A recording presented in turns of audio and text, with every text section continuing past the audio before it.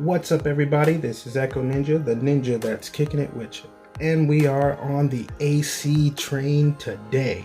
That's Assassin's Creed Valhalla.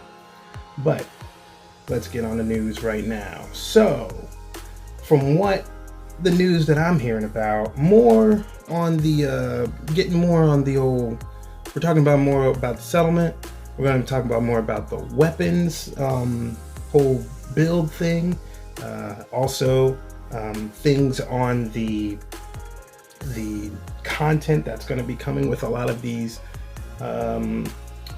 additions. So let's get down to it. But before we do that, make sure you subscribe if you're new. And also, if you have already subscribed, like the video if you enjoy it. Or if you enjoy hearing news about Assassin's Creed stuff.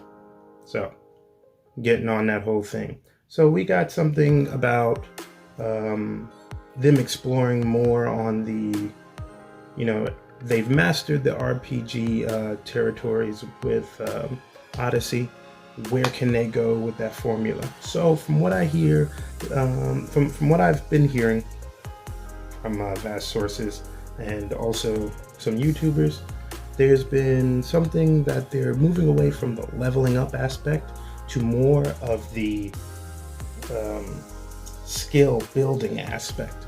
So basically with that whole thing, especially with enemies, you basically have to fight enemies strategically, trying to find their weak points and hit those weak points to get them basically down. Now that's pretty cool because it gives you a better aspect of the combat. And with the whole thing of how Vikings are, they were very cunning, very smart.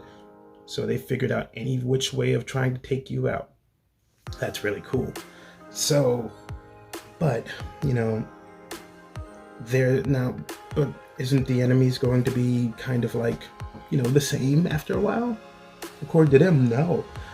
They're actually going to be doing different enemies continuously throughout the game. That's going to keep us on our toes, figuring out different ways on how to take each one of them out, figuring out their weak points. There's going to be some that's going to be armored to the teeth and you got to figure out one tiny ass weak point, or there's going to be some that's going to be, naked.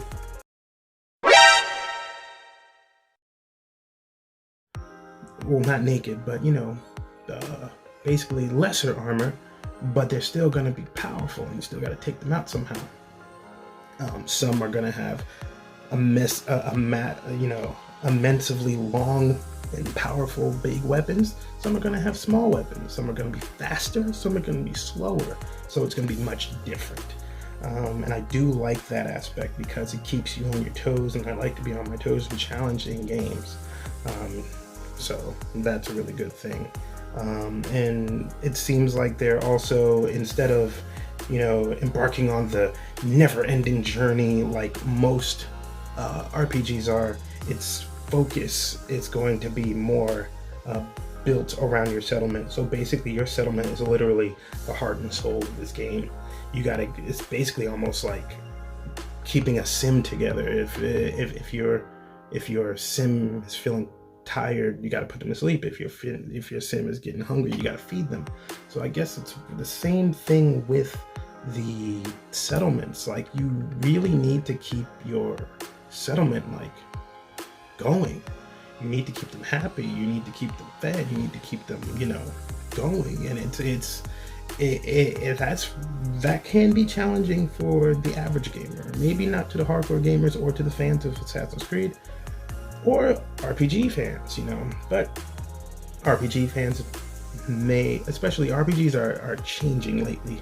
I mean, especially with how, things like Final Fantasy VII Remake, it's not your typical RPG anymore. It's action-based RPG, and it still has the RPG elements, but it has that focus of a third-person shooter instead of the extreme turn-based that RPGs were always focused on. And with that, there's one article that basically says it's your own Viking village. You'll see prosper and grow, and which your clan mates will live in. So basically, you're watching your settlement grow from a small one to a big one. But also, with that same one, a lot of quests centering around decisions that you make too. Depends on how your settlement comes out as. So players can see consequences throughout the story from all the actions that they make. More prominent, I'm hoping it's more prominent actions and more prominent consequences. In Odyssey, we didn't get to see that much, so I'm kind of hoping that we do see more of that. Of course, the big overarching story is going to begin and end. The impact, though, with a lot of the decisions that you make, it's going to cause a ripple effect with the community of your settlement. And but the thing is, cool thing is, you'll see like things like weddings and funerals and stuff like that. So like weddings will forge alliances within your settlement, or you can do between two different clans, which builds even more of a whole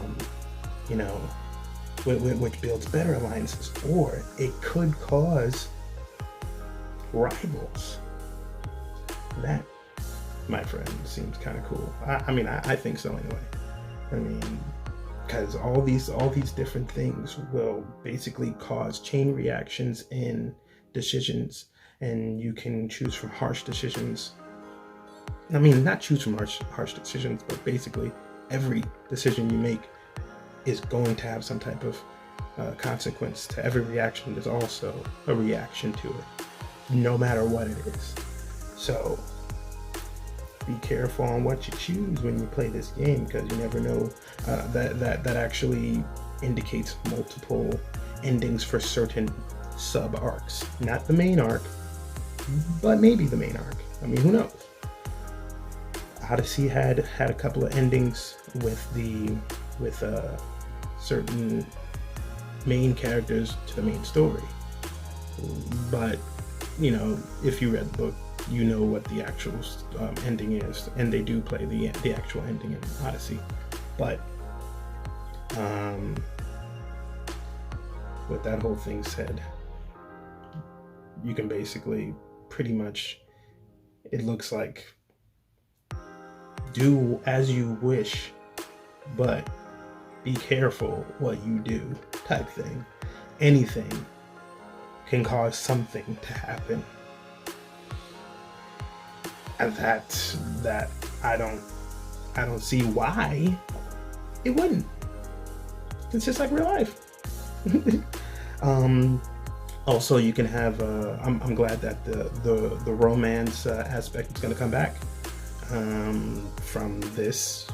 Basically, like when you venture out on quests and stuff like that, and bring resources back and stuff like that to your settlement, you can also bring people back.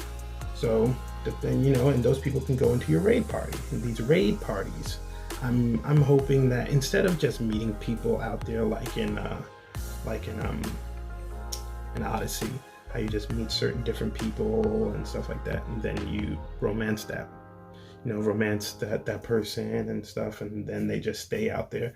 I'm hoping that you can actually get connected with people within your raid party, within your community. Find somebody like that. That would be cool too. So that's another good thing, and I'm pretty good on that. Now, also, while you're on the long boats and things like that, you guys can also, from what I hear, do hunting, of course, fishing, dice play, drinking games. So it's like it's basically almost like how Black Flag was, when you were very immersed into the characters, and then you go into the saloons, or and sing shanties and stuff like that. It's the same with this one, but Viking style. Also, but it, dealing with traditional Viking competitions, and all types of things like that. And according to one article, it also says also verbally devastating rivals through an art of Viking rap battle.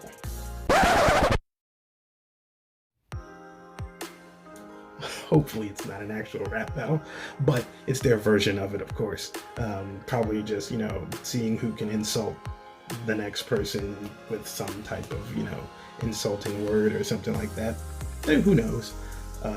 Now, since that ends the whole factor of the whole thing about the settlements, we can get down to some of the content. Other content, as in the retail content that's going to be coming with some of these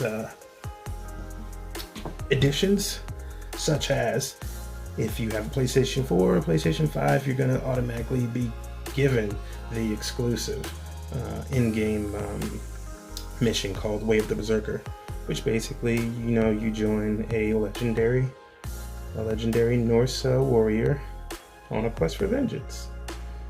But who knows what that is or who that person may be. But also, you got the Ultimate Edition. Now, the Ultimate Edition has a Berserker settlement set where it looks like it has a lot of tokens and different artifacts and stuff like that you can put around your settlement. It also has a Berserker battle set where it has basically a mount wolf. That's right, a wolf that you can mount as a horse. It has a special axe, and it also comes with these two different outfits, one for the female and one for the male version of Ivo. Now, I do like the bear head thing, but I do like the sleekness of the female one. I mean, it seems like anything from the waist up is customizable, and the waist down is literally the same. And then you got the Collector's Edition. The Collector's Edition comes with the statuette of the female Ivo. Comes with the steelbook and comes with, artwork and all this other different things. It also comes with a 5cm silhouette of the male version. But if you want to get a kind of like a same size statuette, just like the female one, you got to go on to the Ubisoft store and get that by itself. But which edition are you going to get? I think I'm going to get the Collector's Edition so I can get the little statuette. And I think I may go to Ubisoft and get the other statuette too, just to have them both, But let me know which edition you're going to get. Let me know if you're super excited about this game. The gameplay is going to be May 7th, people. Cannot wait. And that's pretty much about it for now. There is much more things going on with the news of AC Valhalla. Stick around here for more content on that. If you like this video, drop a like. If you're new, hit the subscription button. And then when you do, hit the bell so you can get more updates on AC content or other games that we have going on too. Make sure you hit our Twitch, our social medias, and everything else that we got going on here.